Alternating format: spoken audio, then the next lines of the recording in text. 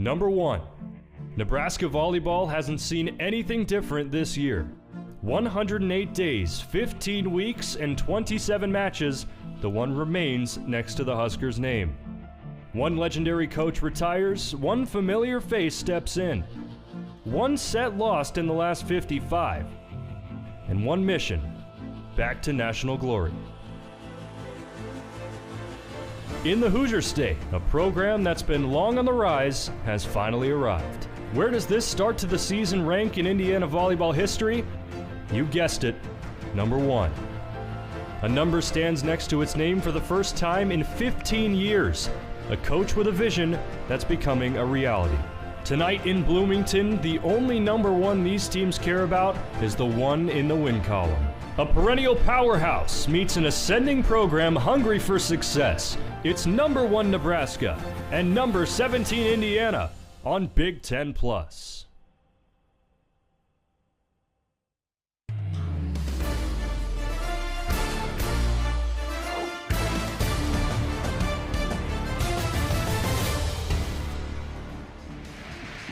Welcome to Wilkinson Hall in Bloomington, Indiana, where fans have come from near and far to witness a top 25 matchup with major implications. Nebraska looks to win the Big Ten title outright, just as Indiana looks to beat a number 1 team for the first time ever. You'll see it all unfold right here on Big Ten Plus. Good evening, everyone. Ian Plaskoff with you alongside Charlie Harris. Ava Wajenki is with us down on the sidelines as well. Charlie, this is about as good as it gets. Yes, it is. You see Nebraska slated at number 1. They're 27-0. And then down the line, there's Indiana.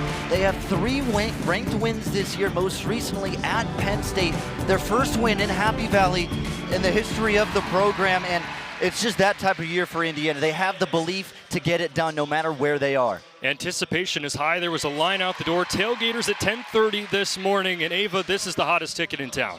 Absolutely right, Ian. 9 weeks ago on September 17th, Indiana announced this game as a sellout, the 4th ever in program history. And as of 2 hours ago, before gameplay, tickets to get in the door were $652. So not only is it the hottest ticket in town, but one of the hardest tickets to get, as people want to see a top Nebraska team come into Wilkinson Hall and take on Indiana. Guys.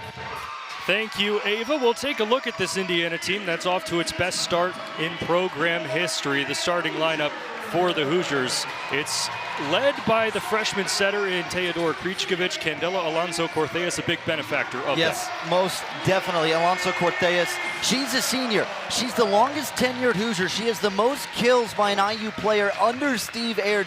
You look at her last game against Rutgers, double-digit kills. You see the hit percentage. She has the most kills per set on this Indiana team, and you got to think, Ian, for Indiana to be competitive, she's got to be in double-digit kill territory. Here's Nebraska's starting lineup, the 27-0 Cornhuskers. They are a machine. Yes, they are a machine, and there's really no weakness. I mean, you look at the starting lineup, there's 6'5" players, pretty much the entire lineup 6 feet or above. There's Andy Jackson, maybe the greatest player in Division I volleyball. She leads the nation in hitting percentage, leads the Cornhuskers in hitting percentage, and she is just one of many pieces that are so dominant for the Cornhuskers.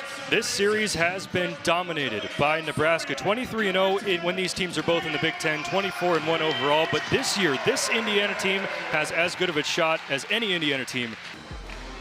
It's Indiana by 9 as we head to the 4th quarter here on Big Ten Plus. A big reason why is Shea Chesky. She's got a team high, a game high, 19 points through 3 quarters. She's got 19 points. She's shooting incredibly well, 9 for 14. Only has 1 3. She's 1 for 4 from behind the arc. She's also had 3 assists. Got a rebound of her own. Only 1 foul. Able to light up the scoreboard for the Hoosiers and keep them ahead in this one. They're up by 9. I think what stands out about Chesky the most is not only is she a 3-level scorer, really a 4-level scorer with the range she has from deep, but it's not surprising to anybody around this Indiana program. We talked with assistant coach for IU, Paul Miller, earlier today, and he said he's not surprised and nobody around Indiana is surprised. And something that stands out to him is the fact that the shots aren't forced. You see her there, 6th in the country, averaging 24 points per game.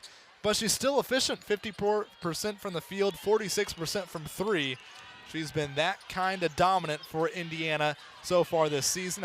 All right, back here on Big Ten Plus, let's have a look at the new pitcher. It's Seth Bennis, one of Indiana's best reliever. And you take a look at that 12-6 curveball and how similar it looks to the fastball, which has some heat on it as well. Here's the overlay. Look at how much that curveball just drops off the table, and the arm slot is almost exactly the same. Almost impossible for a batter to pick that up out of the hand of Bennis, who has had a pretty solid start in all things considered, and he's got the stuff to deliver for Indiana in this big leverage moment. Well, with all the new faces on opening night for Indiana, it wasn't really a matter of if, it was a matter of which newcomer would shine tonight. And that has been Zaylia Soka Newman. 19 points still, and she's 9 for 10 from the field, and she is making an impact offensively and defensively. Yeah, she's already got a couple of blocks here tonight. Kind of a preview of what you're going to see. An elite rim protector, has that size and athleticism to really impact you on both ends of the court. She's been special so far here tonight, Ben. She's used her strength to get to the basket at some layups, but she's also had a couple of nice baby hooks. Mentioned the 9 for 10 field goal clip, also goes with the 5 rebounds. This game is being produced by students at Indiana University as part of the Big Ten Network Student U program. An on-campus experience that is unique to the Big Ten, Student U is part of an educational mission to teach the next generation of sports production professionals. For more information, visit BigTenNetwork.com/StudentU. You're taking a look at some of the older photos from Indiana and St. Louis. For more on this historical matchup, we'll send it down to the third member of our crew, Ava Wajenki. Thanks, Ian. These teams have met 38 consecutive times in the history of this rivalry, and Indiana leads in wins. However, last year in 2024, St. Louis snapped the Hoosiers' 7-game win streak in the series 2-0. And historical, I think, is the perfect word to describe this series. Both teams have their fair share of national titles, and when I talked to St. Louis head coach Kevin Kalish this morning, he said this matchup just means a lot for college soccer. And now my favorite fun fact from this series, St. Louis has not won in Bloomington since September 5th, 1999, when Jeff DiMaria scored the game-winning goal. And now his son, Jack, is a freshman on the roster this year for St. Louis. Back to you guys up in the booth. Well, there's a new face in the Indiana crowd. Hoosier the Bison making his debut yesterday on the Indiana campus for the first time since the late 1900s. Hoosier the Bison had many different looks in the 1960s and made his first appearance yesterday at the football game. The third member of our crew, Riley Stark, is with Hoosier the Bison. Riley? All righty.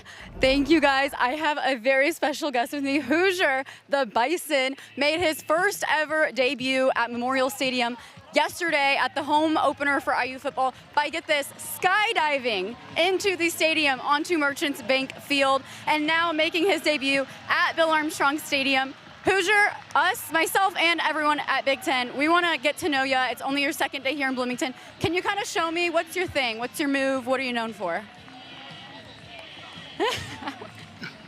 Very Bison-like, yes.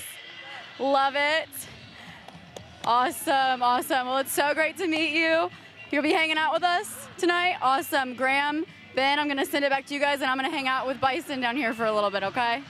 Welcome back to Bloomington. The last time these two teams met was 2021.